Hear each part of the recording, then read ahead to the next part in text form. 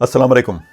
اس مختصر اخلاقی کہانی کی مدد سے نہ صرف آپ اپنی اردو اور انگریزی بولنے کی صلاحیت میں اضافہ کر سکتے ہیں بلکہ ایک انتہائی اہم سبق بھی حاصل کر سکتے ہیں۔ تو چلیں شروع کرتے ہیں۔ مکھیاں اور شہد۔ The flies and the honey. گرمیوں کی ایک تپتی دوپہر کی بات ہے کہ باہر پڑی ایک شہد کی بوتل الٹ گئی اور شہد میز پر پھیلنے لگا۔ On a hot summer day, a jar of honey was upset and the sticky sweetness flowed out on the table. شہد کی خوشبو پا کر وہاں بے شمار مکھیاں آ گئیں اور بھن بھنانے لگیں۔ The sweet smell of the honey soon brought a large number of flies buzzing around.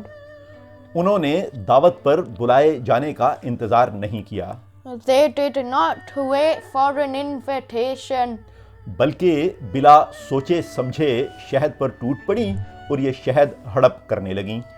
No, indeed, they settled right down, feet and all, to gorge themselves.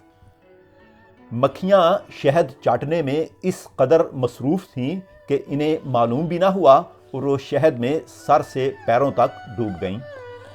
The flies were quickly smeared from head to foot with honey.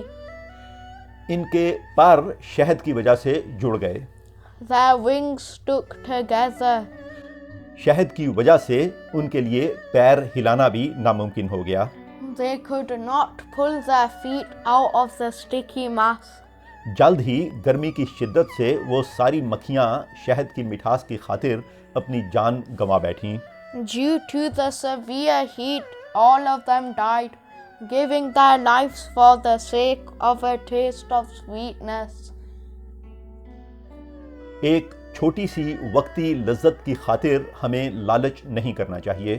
Be not greedy for a little passing pleasure. کہیں ایسا نہ ہو کہ یہ آپ کی ساری زندگی تباہ کر دے۔ It may destroy your whole life.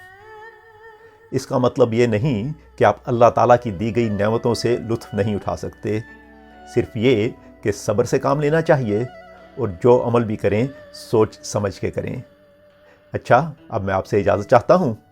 اللہ حافظ۔